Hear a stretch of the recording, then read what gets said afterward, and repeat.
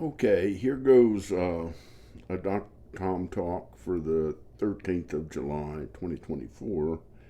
Um, it's an essay that I wrote a few days ago and just rewrote, edited it some, and I'm going to try to read it in because I'm having to read it off my Mac, MacBook Pro because the battery died, and so um, working with auxiliary power, and for some reason I couldn't print. So here we go. I'm going to just read it, and I'll probably stumble a little bit because it's 4 pages and I can't see the entire page, any single page. So I'm having to move the scroll up and down, and the computer isn't doing that just right. So, anyway, here we go.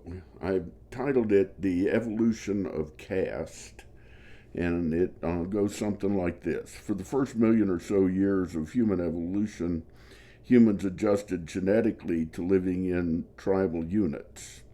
These were small bands of related beings living together through many generations. Most individuals in a group, call it a tribe, looked similar to all of their fellow tribe members as they were closely genetically related, and everyone in the tribe knew everyone else in the tribe personally. All tribal members depended upon each other for their very survival, and every member had his or her specific role and performed it without much thought or question. Tribal structure had survival value, thus genetically selected for individuals who best adapted to this social model. Not much changed until about 10,000 years ago when the first city states came into being. Agricultural techniques had developed to the extent that a nomadic lifestyle was no longer mandatory, so that permanent settlements were now feasible. The populations within these settlements grew and merged with other groups, either by design or through conquest. As the populations grew, it became difficult, if not impossible, to actually know every other member of the group. And the tribal nature of the society evolved into a much more complex social structure. Because of the scarcity of resources, the competition for resources such as food and water became intense and often led to warfare. As a result of this, the victors often subjugated the vanquished and made them, the losers, into slaves or other forms of second class citizens. Thus, the first caste system developed. Often the vanquished looked quite different from their conquerors, as they were often not closely genetically related. This difference in appearance allowed the members within a society to identify each other as being members of the caste to which they were assigned. A caste member's position in society was fairly firmly assigned at birth. The dominant classes held all the power, and the subordinate classes were, to a great extent, at the mercy of the ruling classes. Since all humans can successfully mate with all other humans of the opposite gender, there has always been some genetic mingling at the borders between the castes, but this is usually highly frowned upon by the upper classes because it lessens the obvious distinctions between the castes and casts doubt upon the legitimacy of the system itself.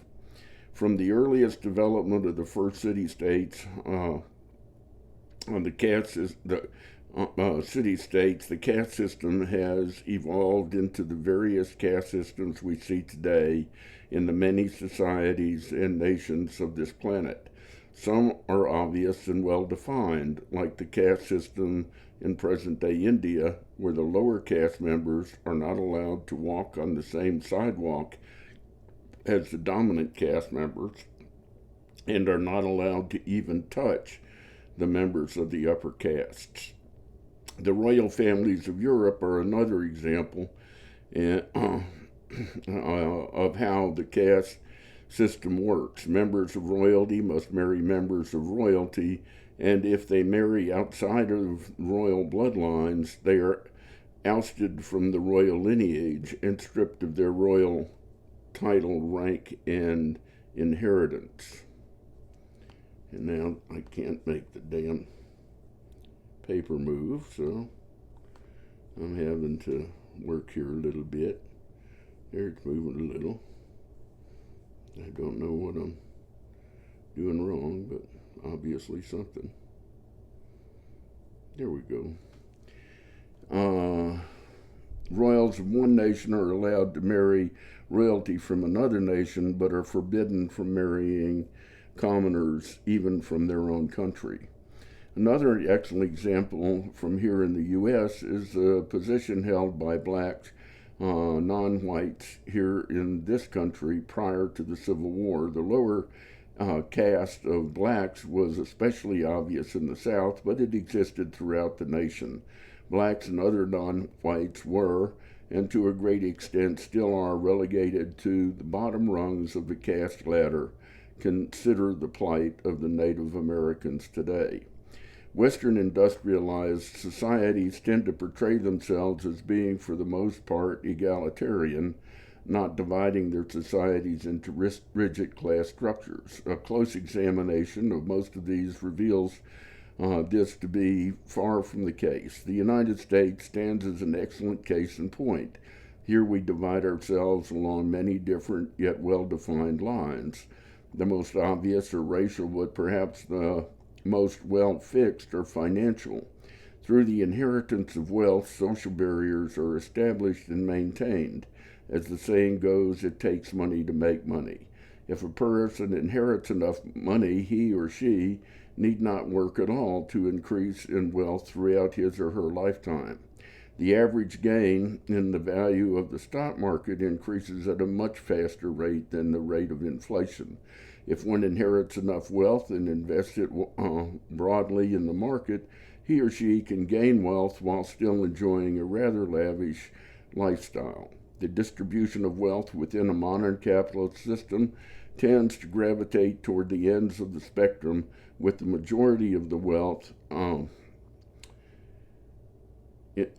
the population accumulating at one end under the absolute control of a small percentage of the population, often less than 1%, controlling more than half of all there is. Money equals power, and power allows those with money to make rules that allow them to acquire more wealth and thus more power. In past societies, this accumulation of wealth and power have resulted in autocracies and oligarchies that slowly morphed into monarchies with well-defined levels of royal status. Here in the U.S., I'm trying to make this thing move again. God bless.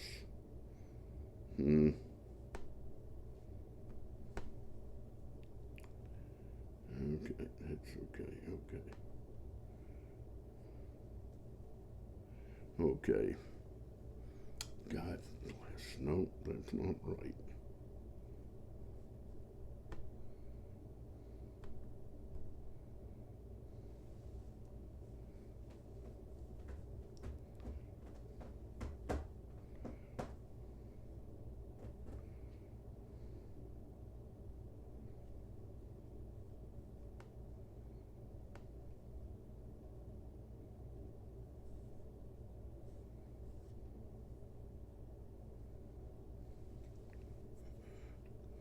Okay, we'll try this. Here in the U.S., we have individual families that control vast acreages of land and thus control the mineral rights of these holdings.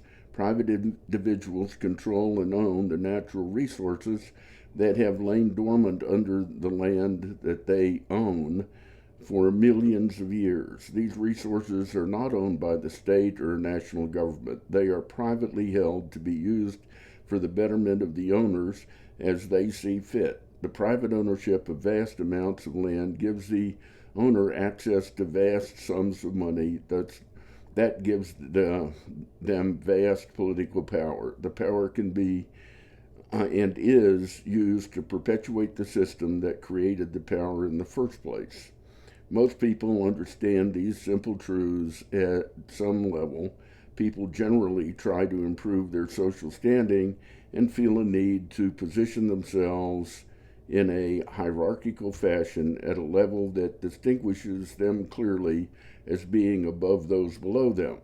It seems logical and acceptable to most of us to strive to rise in social standing, and in a capitalist system that usually entails getting more money. It is this drive to rise socially that causes people to join certain clubs and organizations, seek to join certain fraternities or sororities, attend certain colleges or universities, live in certain neighborhoods, attend certain churches, drive certain cars, etc. And here we go, trying to make this damn thing move again. And of course, that just, whatever I did there, screwed that up.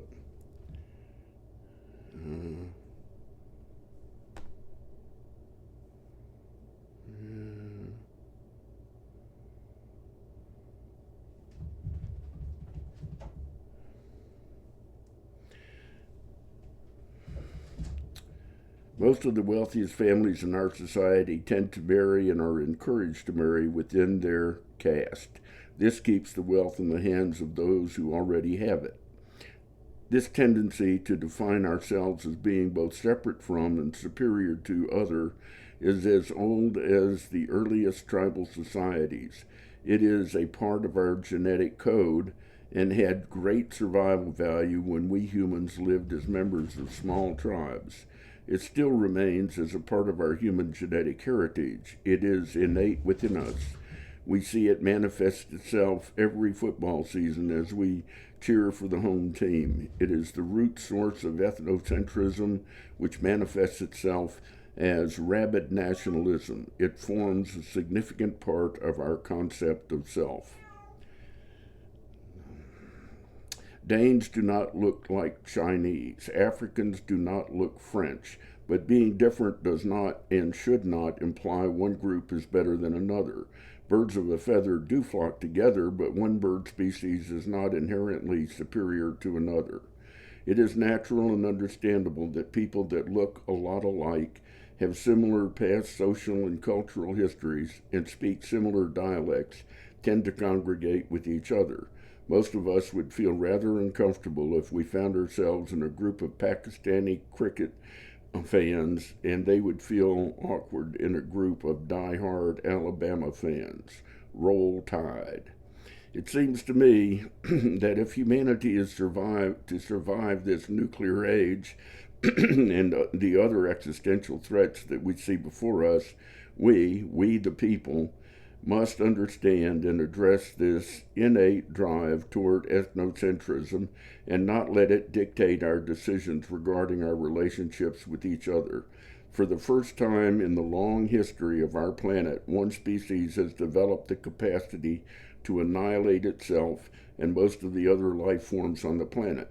In the history of weapons of war, no weapon or weapon system that has been developed has not been deployed. We, as the current generation of humans, have no right to jeopardize the life and well-being of future generations of our kind. As long as nuclear weapons exist, the threat of their use is very real. As my late cousin Steve Tweeden told me many times as we discussed the fate of the planet, we all need to learn to play well together. He was right. And here I go, trying to move this again. I did it that time, amazing. There seems to be a tendency toward fascism and autocracy around the world. Within any given nation, ethnocentrism is used by the autocrats to move their society toward an undemocratic fascist state. Mussolini, the supposed father of modern fascism, said fascism was better defined as corporatism, a form of government where those who controlled the major corporations and industries also controlled the government. Many autocratic world leaders, like Hitler and Stalin, are extreme sociopaths. These people are ruthless by nature and believe that might make makes right, and to the victim belong the spoils. To the victor belong the spoils.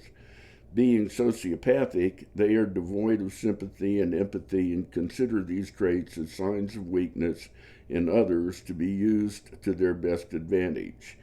These individuals have an insatiable thirst for power and are willing to do anything necessary to maintain the power that they have and increase it if possible. The use of nuclear weapons is not beyond their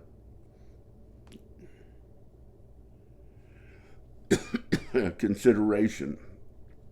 At some point, the wrong combination of power and weaponry in the hands of these individuals, usually men, can very easily lead to nuclear holocaust. In my estimation, Vladimir Putin and Donald Trump are two such individuals. The deaths of millions of these people are mere statistics to these men. The duty falls to the people of the nations of the planet to put aside our differences, accept each other as equals, and wrest the power from the autocrats who endanger humanity itself.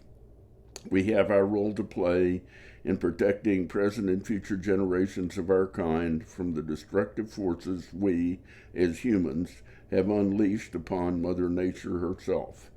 If not us, who? I in no way wish to imply that I feel one religious doctrine is superior to another, but I was raised in a Christian family in what is, to a great extent, a Christian nation. I therefore am more familiar with Christian text and doctrine. For me, the fundamental meaning of the second commandment, love thy neighbor as thyself, is the key to saving humanity from itself and saving much of the biosphere at the same time. Recognizing the value of every human being as being equal to our own value and living out our lives using this simple truth as our guidepost on our journey through time is probably the best we can do as individual humans to make the planet a better place for man to live in harmony with nature into the far distant future. Because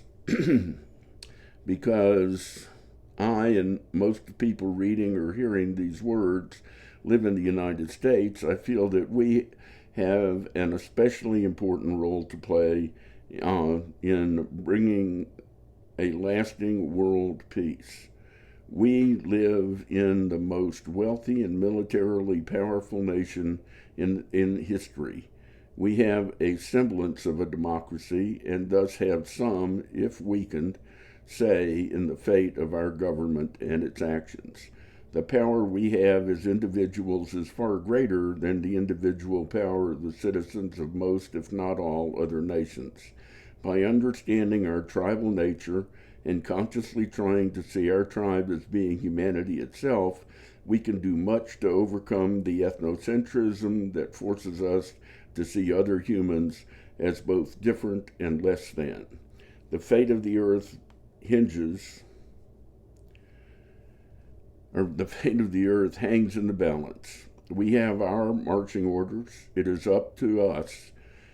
In a tribe, the needs of the tribe, not the needs of the individual tribal member, are the prime directive. In a tribe, it is not about me, but about us. On this planet, we are tied together by our common humanity. We are now one big, cumbersome family or tribe. We are the ones we have been waiting for. It is up to us. We really have no choice. We can and we must do this. Let's do it.